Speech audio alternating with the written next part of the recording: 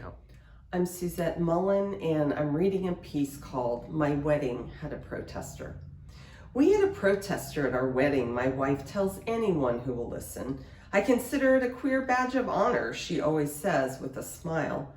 Maybe she's right, but a year ago when I spotted a man on a stepladder blurting obscenities through a megaphone at our wedding party, I felt horrified and afraid. Would he follow us through the streets of Lancaster?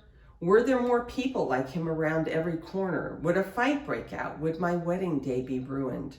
I had no such worries on my first wedding day 35 years earlier, the day where I wore my mother's Priscilla of Boston wedding gown, and my father walked me down the aisle of the Wellesley College Chapel to my soon-to-be husband.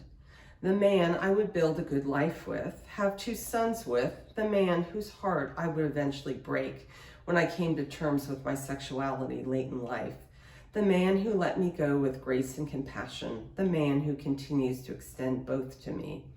No, that wedding day in 1986 did not draw any protesters. That was my white picket fence day, a wedding that everyone celebrates without reservation. A wedding day reeking with privilege. Now here's the thing, I didn't set out to become someone whose wedding would be protested. I was a good girl, a rule follower, a first child, an A student, you get the picture, which made the decision to leave everything behind for a completely unknown future beyond terrifying.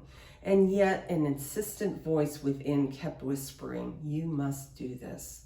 Listening to that voice is what led me on the journey to this second wedding day. Truth be told, my initial inclination was to have a quiet wedding that didn't draw attention, not the brass band-led stroll through downtown Lancaster that my wife wanted. But now I understand why it was and is important to be out and proud, to be visible. Our stories matter.